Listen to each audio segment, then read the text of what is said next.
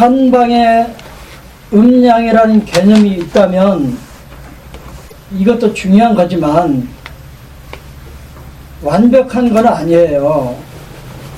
그래서 계속해서 환자를 더 잘 보고 치료할 수 있는 새로운 의학 지식을 계속 받아들여야 한의학에서 놓치는 부분들을 보완할 수 있어요. 한의학에 음양이 있다면 양방에도 음양이라고 말할 수 있는 것들이 있어요.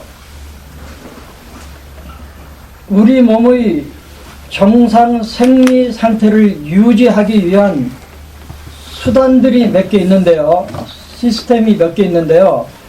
오늘은 자율신경하고 면역계를 중심으로 서로 기량작용을 하는, 그래서 한방의 음양의 개념과 거의 일치하는 내용을 다뤄보려고 해요.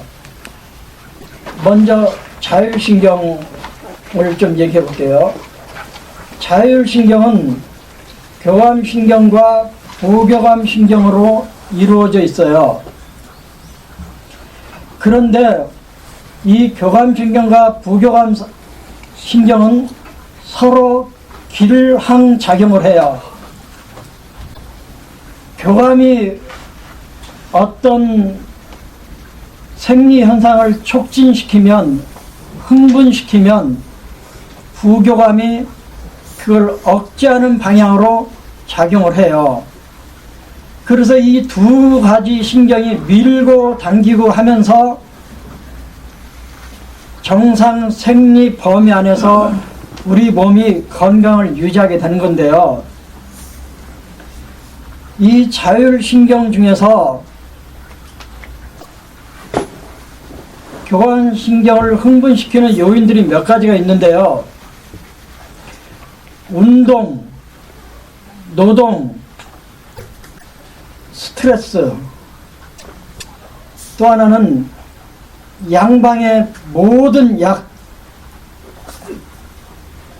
이러한 것들이 교감신경을 긴장시켜요. 정상 생리 밖으로 긴장시켜요. 그러면 몸에 나타나는 여러 가지 부작용들이 있는데요. 대표적인 것이 점막이 허는 궤양이에요. 입안이 헌다든지 위가 헐어서 위궤양이 된다든지, 대장 점막이 허는 궤양성 대장염이 생긴다든지, 이런 궤양증을 일으키고요. 또 하나가 암이라고 하는 병이에요. 지금처럼 의학이 발달되기 전에는요, 일본에서 나온 불문진단학이라는 책에서 암은 부교감 신경이 긴장하는 가운데 생기는 병이라고 나와 있어요. 그런 경우가 없는 건 아니에요. 그렇지만 7대 3이나 8대 3으로 교감신경이 긴장해서 생기는 암이 더 많아요. 그 다음 부교감신경이 과긴장하면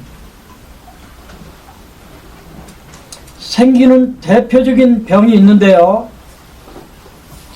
하나는 알러지예요. 또 하나는 기관지 천식 같은 거예요. 그러면 부교감신경은 왜 과긴장하게 되는가? 아까 교감신경은 과격한 운동이나 정신적인 흥분, 스트레스나 양방에서 주는 대부분의 약에 의해서 과긴장 상태가 된다 그랬어요. 그러면 부교감 신경은 왜 과긴장하게 되는가? 너무 놀아서, 저쪽은 너무 운동을 많이 하거나 일을 많이 해서, 이쪽 부교감 신경은 너무 편안하거나 운동을 안 하거나 놀아서, 또 하나는 너무 많이 먹어서 먹는 활동은 무조건 부교감이 흥분하기 시작해요. 그런데 너무 많이 먹어. 그러면 살이 찌고,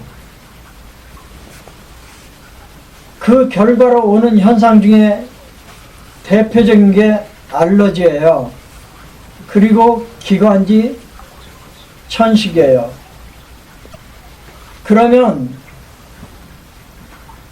왜 교감신경이나 부교감신경이 과긴장하면 이런 질병들이 생기는가? 이게 오래전이 아니고요. 1990년대 정도에 들어와서 밝혀진 사실이기 때문에 새로운 지식이라 할 수 있어요. 제가 일본에서 나온 면역혁명이라는 책하고 면역학 입문이라는 책을 굉장히 정독을 한 경험이 있는데요.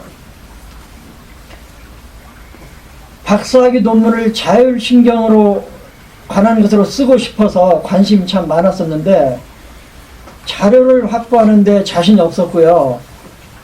너무 방대한 지식이 필요할 것 같아서 포기를 하고 허리 디스크 쪽으로 돌렸는데,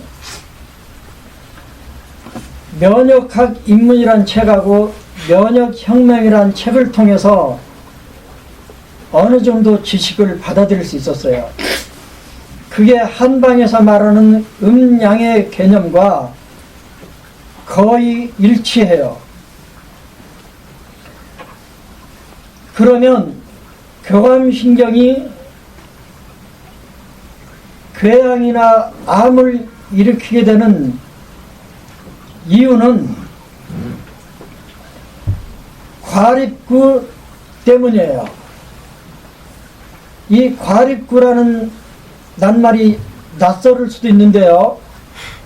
우리 몸의 혈액 속에는 적혈구, 백혈구, 혈소판 뭐 이런 등등이 있잖아요.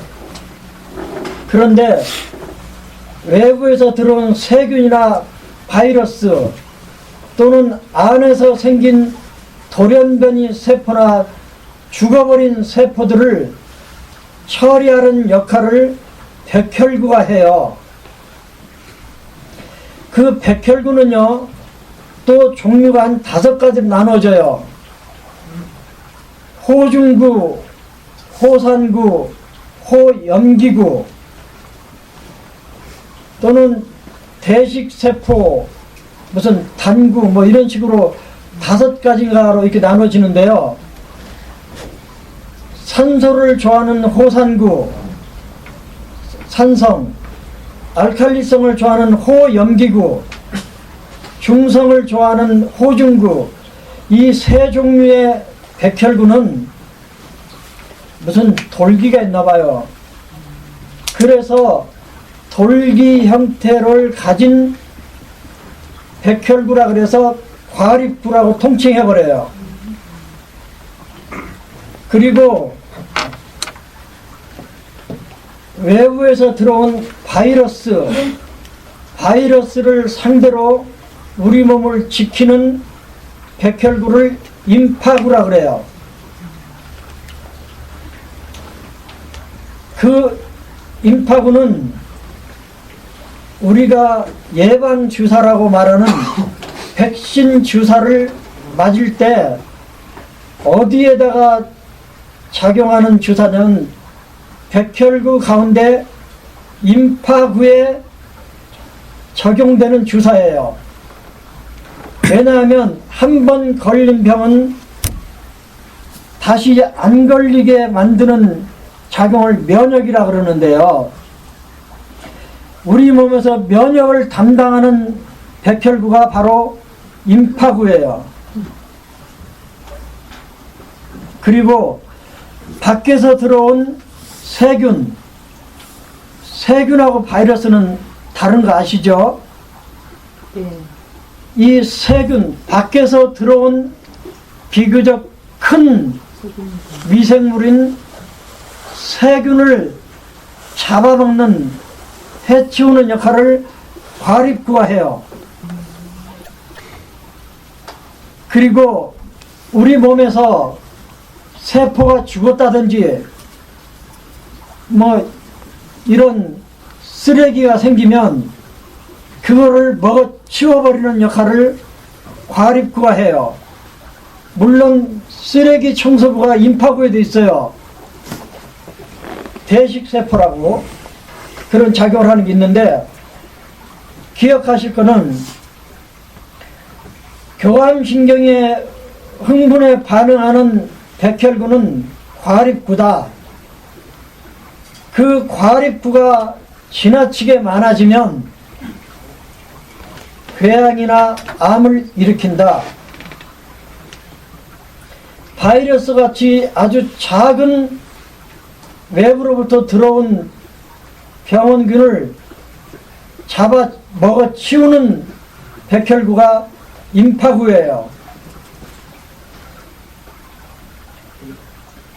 그 임파구에 의해서 면역 작용이 이루어지는 거예요. 우리 몸에서 하루에 100만 개 정도의 암세포가 생긴다 그래요. 그렇지만 그 모든 암세포들을 임파구가 먹어 치워버리기 때문에 암에 안 걸릴 수 있다는 거예요. 그 증거가 임파구를 인위적으로 아주 적어지게 만들어 놓고 쥐를 대상으로 실험을 해보니까 100개, 1000개만 넣어줘도 암이 되더라는 거예요. 하루에 100만 개의 암세포가 생겨도 끄떡없는 우리 몸이지만 임파구가 지나치게 줄어들면 불과 1000여 개의 암세포만으로도 암이 생긴다는 거예요. 그러면 한 번 더, 교감신경을 흥분시키는 주요한 내용들이 과격한 운동, 노동, 정신 흥분, 그 다음에 양약의 거의 모든 약물들, 이러한 것들이 교감신경을 흥분시키지만 그 중에서 첫 번째로 중요한 원인이 스트레스예요. 스트레스를 받으면 열받죠. 열받으면 교감신경이 흥분하기 시작해요. 극도로 열받으면 극도로 흥분해요. 그러면 정상 생리 상태에서는 임파구가 35%, 과립구가 한 60% 정도, 나머지는 대식세포라든지 뭐 이런 건데요. 35대 60 정도의 균형을 이루고 있으면 건강한 생리 상태인데 이게 엄청 올라가 버리는 거예요. 그러면 이 과립구가 하는 일이 밖에서 들어온 세포를 잡아 먹어버리는 거예요. 그런데 밖에서 들어온 세포가 없어요. 박테리아나 뭐 이런 세균이 없어요. 그러면 스트레스로 인해서 이미 과긴장된 교감신경의 명령을 따라 과립부가 엄청 증가했어요. 근데 이 과립부가 원래는 밖에서 들어온 세균을 처치해야 되는데 밖에서 들어온 세균은 없어요. 그러면 과립부가 심심하니까 내 몸을 치기 시작해요. 내 몸을 치기 시작해요. 그게 뭐냐면 과립부는 수명이 하루 이틀밖에 안 되는데요. 대개 어디서 죽냐면 우리 몸 어디에서나 죽지만 점막이나 관절막이나 뭐 이런 막에 붙어요. 그래서 거기서 죽어요. 그러면 과립부가 죽으면 왜 문제가 되냐면 거기서 활성산소라고 하는 독소가 나와요. 그 독소가 달라붙어 있는 과립부가 달라붙어 있는 점막에서 흠집을 내는 게 궤양이에요.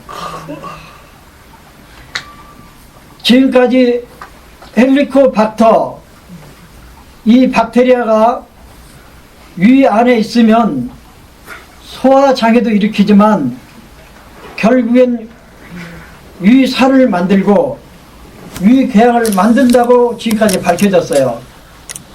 근데 이 면역혁명이라는 책을 쓴 아보도르라는 사람이 전혀 근거 없는 소리라고 연구 결과를 발표했어요. 의학 상식이라는 게요, 어제까지 정설로 전해져 내려오던 의학 상식이 완전히 뒤바뀐 경우도 많아요. 그런 사례 중에 하나가 헬리코박터에 의해서 위궤양이 생긴다는 이론이 뒤집어진 거예요. 쥐를 대상으로 실험을 해보면 헬리코박터가 하나도 없는 쥐의 위장에서도 궤양이 생기게 하는 게 너무 간단하게 일어난다는 거예요. 어떻게? 세균 침입이 없는 쥐를 철망에 걸리게 해놓고 놓아두니까 이 쥐가 스트레스를 받아서 왕짜증이 나가지고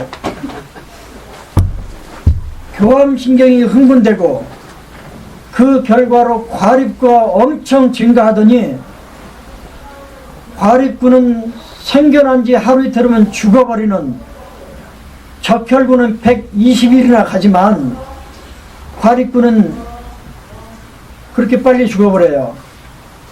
그런데 죽은 그 자리에서 활성산소라는 독소가 나와서 점막을 흠집을 내요. 그게 궤양인데 쥐 실험으로 보니까 쥐를 엄청나게 스트레스를 받도록 만들으니까 하루 사이에 그 자리에서 궤양이 생기더라는 거예요. 이제 여러분이 위궤양이 있든지 여러분의 자녀 가운데 궤양성 대장님이 있든지 그러면요, 스트레스 상황을 빨리 벗어나게 해줘야 돼요. 이걸 완화시키는 한약이 있지만 중요한 건 목표치를 낮추고 삶의 그런 억압으로부터 벗어나는 환경을 만드는 게 중요해요. 1등 해야 돼. 그러고 밀어붙이면 위궤양 생겨요. 돈 많이 벌어오세요 하고 아침에 내보내면 위궤양 생겨요. 그런데요, 그러면 활성산소가 왜 그렇게 독한 독소로 작용을 하는가? 산소는 좋은 거예요. 그런데 우리 몸에 들어온 모든 에너지는 3대 영양소가 있죠. 그 음식물에서 섭취한 영양소는 포도당으로 바뀌어서 에너지로 사용되어지는 거거든요. 그러니까 땅에서 석유를 퍼 올렸지만 고급 차의 동력으로 쓰려면 휘발유로 정제를 해야 되듯이 우리 몸에 들어온 영양소들을 에너지로 사용하기 위해서는 포도당의 형태로 바꿔야 돼요. 그게 신진대사 과정에서 만들어지는 건데, 이 포도당이라고 하는 에너지를 재료를 가지고 에너지로 바꾸려면 그 포도당을 산화시켜야 돼요. 이 포도당과 산소가 결합하면 포도당을 불을 붙이는 거하고 똑같아요. 휘발유에 불을 붙여서 엔진의 동력으로 쓰듯이 이 포도당과 산소가 만나야, 포도당이 산소와 만나서 불이 붙어야 이걸 산화라 그래요. 에너지로 바뀌어서 우리가 활동을 하게 되는데, 활동 에너지가 되는데, 연료를 태우면 끓음이 나오듯이, 휘발유를 태우면 배기가스가 나오듯이, 우리 세포 속에서 포도당이 산소와 만나서 산화되는 과정에 활성산소라고 하는 배기가스가 나오는 거예요. 이게 얼마나 나오느냐? 우리가 호흡하는 공기의 약 80%가 질소잖아요. 20%가 산소고, 1000cc의 공기를 들이마시면 1분에 그 중에 20%인 2000cc 정도의 산소를 들이마신다는 거예요. 그런데 그 2000cc의 산소가 포도당과 결합해서 산화작용을 하는 과정에서 약 2%의 활성산소가 생긴대요. 그러니까 배기가스가 생긴다는 거예요. 휘발유로 자동차가 어느 정도 달리면 달리는 과정에서 반드시 배기가스가 생기잖아요. 독소가 나오잖아요. 그러면 2000cc의 산소를 태우는 과정에서 약 40cc의 활성산소가 생긴다는 거예요. 이 활성산소는 우리 몸에 어느 조직이든지 해를 끼쳐요. 제가 이 산화작용이란 말을 도무지 이해를 못해서 제 나름대로 이해하는 방법 하나 찾아냈어요. 사과를 닦아 놓으면 시간이 좀 지나면 사과 색깔이 변하죠. 그거는 사과 속에 들어있는 철분하고 공기 중에 산소가 만나서 산화작용이 일어나서 붉으스레한 녹 색깔이 되는 거예요. 또 금속을 코팅하지 않고 놓아두면 그 금속이 공기 중에 있는 산소와 만나면 산화작용이 일어나요. 그러면 그 금속이 녹이 슬어요. 녹이 스는 걸 산화됐다 그러는 거예요. 그러면 우리 몸의 세포 속에서 에너지의 원료인 포도당이 산소와 만나서 불이 붙으면 거기서 생기는 활성산소는 배기가스와 같은 건데, 이놈의 활성산소는 우리 몸에 어떤 세포든지 어떤 조직인지 달라붙으면 녹이 슬게 만드는 거예요. 여러분, 녹이 슬어버리면, 시계가 녹이 슬면 가요, 못 가요? 못 가요. 자전거 페달에 녹이 슬면 제대로 돌아가요, 안 돌아가요? 안 돌아가는 거예요. 그런 것처럼 산화 과정에서 생긴 활성산소라고 하는 이 독소 물질이 얼마나 독한 물질이냐면 모든 세포 조직들이 제 기능을 못하게 만들어버려요. 한마디로 녹이 슬게 만들어버리는 거예요. 그런 현상 중에 하나가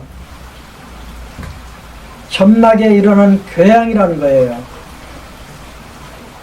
그래서 과립구가 많이 지나간 자리에는 반드시 활성산소가 발생하고, 활성산소가 생긴 곳에는 반드시 궤양이 일어나는 거예요. 또 하나, 교감신경이 흥분하면 과립구가 급증하고, 과립구가 급증하면 암이 생긴다 그랬어요. 그러면 왜 이런 기전이 일어나느냐면, 밖에서 들어온 세균을 해결하라고 과립구가 있는 건데, 들어온 세균이 없어요. 그러면 내 몸 조직들을 갉아먹고 잡아먹어요. 그러는 과정에 여러 질병들이 생기고요. 뭐 잇몸이, 치은염이 생겨서 잇몸이 주저앉는다든지,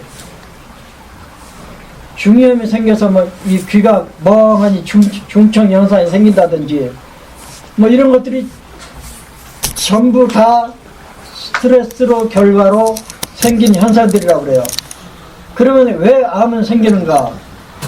이 과립구의 수명이 끝나면서 생긴 활성산소라는 독소가 어떤 세포에 달라붙으면 세포가 정상 분열을 못하고 돌연 변이가 생기는 거예요. 공장의 일이 너무 바쁘게 돌아가면요, 손으로 작업할 당시에는요 불량품이 많이 나와요. 그런 것처럼 우리 세포라고 하는 공장 안에서 새로운 세포가 계속해서 분열하는 과정에서 우리 몸의 세포가 약 30조 개가 된다는데요, 30조 개가 날마다 새로운 세포로 분열하고 또 분열하는데, 세포 분열을 안 하는 세포도 있어요. 뇌신경 같은 건 분열 안 해요. 그렇지만 위점막, 피부점막 같은 건 엄청 속도로 분열을 해요. 그런데 이 세포가 열심히 분열하는 과정에 스트레스 상황에서 급증한 과립구가 쓸데없는 짓을 해요. 그리고 그 과립구가 죽으면서 내뿜는 활성산소라는 독소가 세포의 돌연 변이를 만들어내요. 그 돌연 변이 중에 한 종류가 암세포예요.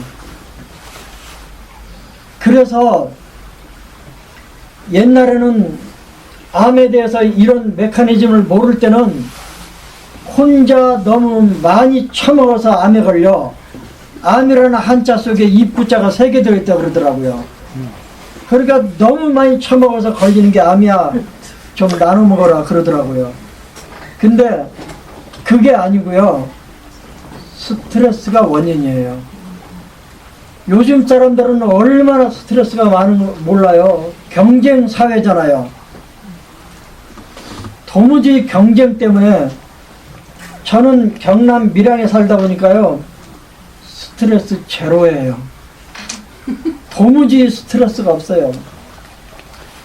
요즘 하나 받는 게 이 강의예요. 이 강의. 어제 잠을 못 잤잖아요. 마음이 급하는 것도 아니고 힘든 것도 아닌데 잠이 안 오더라고요. 밤하늘에 긴 금이 같다. 너 때문이다. 밤새도록 꿈꾸는 너 때문이다. 그러면서 날밤 샜지 뭐. 그런데요, 이 메커니즘을 이해하고 있으면 궤양으로 오는 환자들, 이 암이요 무서운 게 아니래요. 하나도 무서워할 필요가 없는 병이래요. 그러면 이 스트레스를 받으면 35대 60 정도의 균형을 이루고 있어야 될 임파구와 과립구가 완전히 불균형 상태로 가서 과립구가 우세해지게 되면 궤양이나 암이 생기는 건데, 이 암세포를 처리하는 세포가 있어요. 그게 바로 임파구예요. 여러분 T임파구 뭐 이런 소리 들어보셨죠? 흉선에서 또는 임파절에서 또는 간이나 우리 내장의 점막에서도 이 임파구가 생긴대요. 이러한 것들도 그렇게 오래되지 않은 세월 동안에 발견된 사실들이에요. 그래서 과립구는 정상으로 돌아오게 하고 임파구를 좀 늘어나게 하는 그런 생활 방식으로 돌려놔야 암이 안 생기고 생긴 암도 낫는다는 거예요. 이런 얘기를 해요. 암 진단 자주 받지 마라. 그래서 이걸 왜냐? 암 진단을 받았는데요. 1차 재검을 하셔야 될 것 같아요. 그렇게 말을 듣는 순간에 환자는 벌써 죽기 시작해요. 암일지도 모르는데 그러면 나는 어떻게 해야 되지? 내 자식들은 어떻게 되는 거지? 없는 걱정을 99가지를 만들어서 지가 알아서 죽어요. 그래서 암 검사를 하고 난 다음에요, 진짜 암이 생기는 경우가 있다는 거예요. 스트레스 때문에. 그런데 억울한 거는요, 재검 사인 받은 사람의 100명이라면 진짜 암으로 판정받을 가능성은 한 사람밖에 안 된대요. 나머지 99명은요 거의 환자가 다 됐어요. 알아서 죽어 있어요. 그래서 혼자 울어요. 그러는 과정에 진짜 암이 생기기도 한다는 거예요. 왜? 스트레스 때문에. 그래서 최근에 한 달도 안 됐을 거예요. 미국에서요, 여성들 유방암 검진 연령을요 40세에서 45세로 높였대요. 미국에서 하도 무료 유방암 검진 이게 이제 강조되니까 우리 집사람도 한번 했어요. 근데요, 재검 사인이 나왔어요. 그러니까 재검 사인이 딱 나오니까 보니까, 옆에서 보니까요, 벌써 암 환자가 다 돼 있어요. 노래도 처량한 것만 골라서 부르고요. 그래서 제가 그랬어요. 많이 달랬지. 그리고 그때 제가 보니까요, 엄청난 스트레스를 받더라고요. 그래서 이 아보도르라는 사람이 면역혁명에서 쓴 암 진단 자주 받지 마라. 재검 사인 나오면 스트레스 받다가 진짜 암에 걸린다. 이해가 가더라고요. 얼마나 억울해요. 재검 사인 중에 한 명밖에 암이 아니라는데.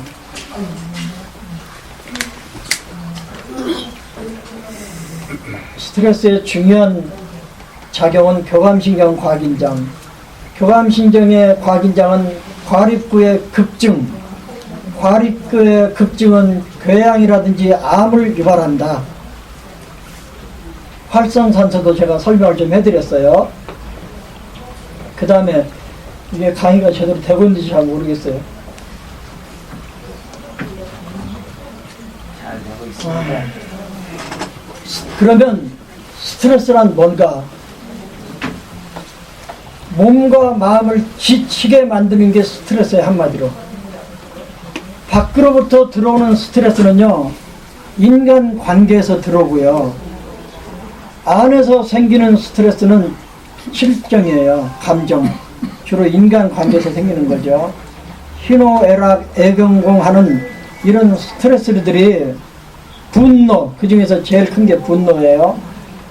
이 분노 관리를 잘 못하면요, 그게 스트레스 지수를 엄청 올려요. 몸과 마음을 지치게 만드는 게 한마디로 스트레스예요. 또 스트레스 상태로 만드는 것들이 첫째는 과격한 운동, 그 다음에 과로, 그 다음에 업무 스트레스, 그 다음에 경쟁사에서 오는 감정, 그 다음에 중요해요. 양방의 거의 모든 대부분의 진통소염제, 스테로이드, 호르몬 제제, 이런 약들이요 전부 교감신경을 흥분시켜요. 혈압약, 당뇨약, 이뇨제, 거의 모든 약들이에요. 그러니까 교감신경을 흥분시키는 가장 중요한 스트레스는 감정이고 분노, 또 하나는 약물이에요. 약물. 양방의 약은 상황이 급할 때는 한 일주일, 열흘, 보름 먹어도 되지만 늘상 음식 먹듯이 영양제 먹듯이 먹어야 되는, 하루에 5알, 10알씩 먹어야 되는 모든 양약은 교감신경을 흥분시켜요.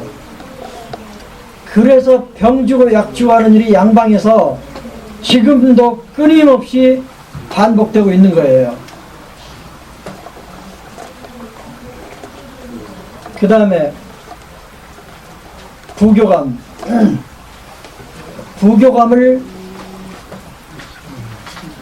활성화시키는 것은 먹으면 돼요. 먹으면 소화되는 과정에서 모든 소화기에서 주도적으로 작용하는 자율신경은 부교감신경이에요. 그러나 명치, 횡격막 위에 있는 장기들에서 주도적으로 주도권을 행사하는 자율신경은 교감신경이에요. 그런데 소화기를 거쳐가는 모든 소화관에서는 부교감이 주도권을 가지고 있어요. 그래서 음식을 먹으면 부교감이 자극을 받아요. 그래서요, 사람이 스트레스를 받아서 화가 나면 어떻게 하죠? 줄창 먹는 사람들이 있어요. 이게 우리 몸이 알아서 그렇게 하는 거예요. 먹으면 부교감이 활성화돼요. 그렇기 때문에 교감신경의 흥분 상태로 스트레스로 열을 받은 상태에서는 먹어요. 사람이 열받으면요, 부패로 달려가요. 사람이 열받으면 왕창 먹어치워요. 그런 게 생리적으로 그렇게 반응하는 거예요. 그런데 문제는 부교감도 스트레스를 일으킬 때가 있어요. 너무 많이 먹어서 배가 불러요. 그러면 짜증이 나잖아요. 너무 살이 쪄서 움직이기 힘들어요. 그러면 숨도 가쁘고 짜증이 나잖아요. 그러면 그게 또 스트레스 상태가 돼요. 관리를 잘해야 되겠죠. 임파구는 어떤 작용을 하는가? 밖에서 들어온 작은 미생물, 바이러스죠. 바이러스를 잡아 해치워요. 또 어떤 일을 하는가? 내 몸 안에서 생긴 작은 쓰레기들, 그러니까 원래 암세포는 내 몸에 있던 세포가 아니잖아요. 그러니까 임파구가 처리를 하는 거예요. 임파구가 처리를 해요. 그래서 임파구의 역할이 정상적으로 이루어지면 바이러스 처치 잘하고, 그래서 감기도 잘 안 걸리고, 그 다음에 내 몸에서 생긴 돌연변이 세포들 다 먹어치우고, 그 다음에 밖에서 들어온 전염병 바이러스도 홍역이라든지 파상풍이라든지 뭐 이런 디프테리아라든지 이런 병들도 다 면역 담당하는 임파구가 하는 거예요. 임파구가 정상적으로는 그런 행동을 하는데 너무 편안해서 너무 많이 먹어서 임파구가 정상보다 많아지면 35 뭐 이 정도로 유지가 되는데 50을 넘고 60을 넘고 이렇게 급증하면 일어나는 대표적인 현상이 알러지예요. 얘들도 임파구가 숫자는 많이 늘어났는데 할 일이 없어요. 밖에서 들어오는 바이러스도 없어요. 그러면 내 몸을 괴롭히고 다녀요. 그래서 괜히 가서 코 점막, 무슨 인후 점막 이런 데 가서 깔그작거려요. 그런 게 우리 몸의 점막에서 염증이 생겨서 맑은 콧물이나 진물이 나게 만들어요. 임파구가 일으키는 염증은요, 색깔이 맑아요. 근데 과립구가 일으키는 염증은요, 얼굴에 피부염이 생겨도요, 노란 고름이 들어있는 왕여드름이 생기든지 그런 피부 문제가 생겨요. 이거는 과립구가 내 조직을 손상했다는 뜻이에요. 이게 과립구의 과승으로 생기는 피부병은 속에 고름이 들어있어요. 그런데 피부는 워낙 강력한 조직이라서 피부의 궤양은 못 일으키고 피부 밑에 있는 피하층, 진피층 그런 데서 문제를 일으켜서 고름 세포가 죽게 만드는 게 고름이 든 여드름 같은 피부병이에요. 그런데 임파구도 해요. 임파구도 할 일은 없고 숫자는 늘었어요. 그러면 아주 예민해요.